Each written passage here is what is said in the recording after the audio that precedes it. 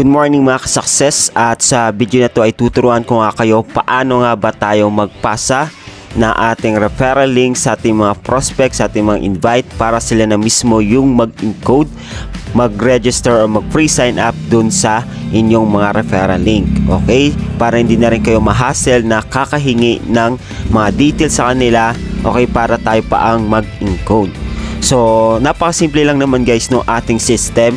Okay, sundan nyo lang yung video na to, yung video tutorial na to, para matutunan nyo paano magpasa ng referral link at paano mag-sign up. Alright?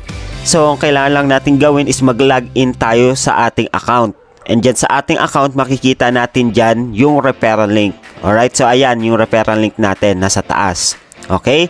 Ang gagawin lang natin, ika-copy natin yung referral link na yan. Yan. Copy-paste lang natin. So, para ma-copy-paste yan, long press lang natin and then hintayin natin lumabas yung kulay blue na yan and then may lalabas dyan na copy. Okay? Click lang natin itong copy. Once na na-copy natin yan, punta tayo sa Messenger. Okay? Kung sino yung prospect natin. So, okay? Halimbawa dito. Right? So, hanap tayo dito yung yan lang natin.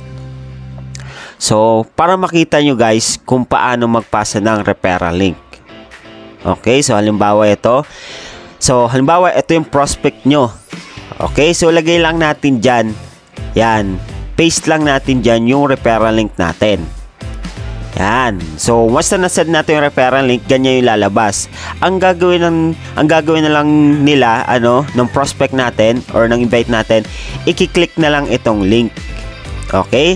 So, once na-click nila yan, link na yan, automatic mapupunta sila dun sa inyong referral link sign up. Okay? So, dito mapupunta sa replicate website. So, dito na sila magsa-sign up. Alright? So, ang lalagay lang naman nila dito yung first name. Halimbawa, Juan. Okay? Middle name.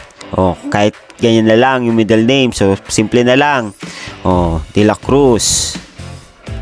Okay? And then, kung saan location, halimbawa, Pasig. And then, mobile number. So, bahala na kayo sa mobile number. Okay? Bahala na sa mobile number. And then, email. Kung anong email nila. Ngayon, kung wala silang email, hindi naman maselan yung system natin. Pwede nilang ilagay dyan at gmail.com. Okay? And then, sa username, so, dito, ilalagay lang nila, halimbawa, Juan D1. So, pwedeng ganyan. Okay, pwedeng Juan 1. Okay? So, tandaan lang, okay, sa paglagay ng username, wala pong special character at wala pong space. Okay? Ayan yung pinaka-importante dyan. So, kailangan number lang or letter. Okay? So, sample, okay na yung username natin. Then, password. So, dito, pwede tayong maglagay na temporary password na 123456. Alright, so mas maganda kung ayan muna yung password na ilagay natin kung hindi pa marunong mag-activate yung ating invite. So, pwede naman tayo na lang mag-activate. Ang importante lang is makapag-sign up sila dun sa referral link mo. Okay, so once na okay na yung ating details, click lang natin yung pre-sign up.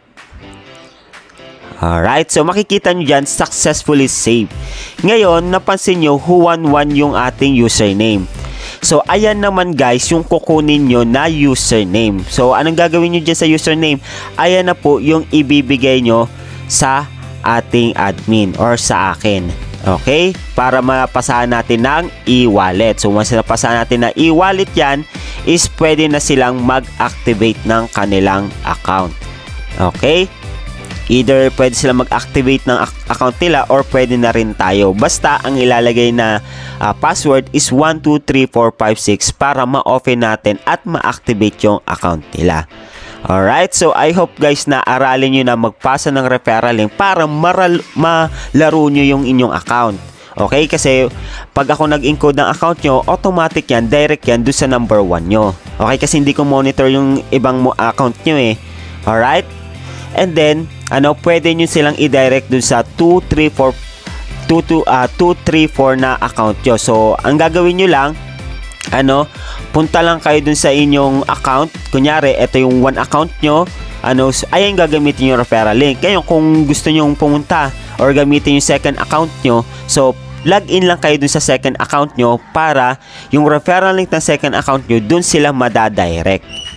Okay? I hope guys na malinaw sa inyo, and then I hope na aralin nyo na ito dahil lumalaki na rin yung grupo natin.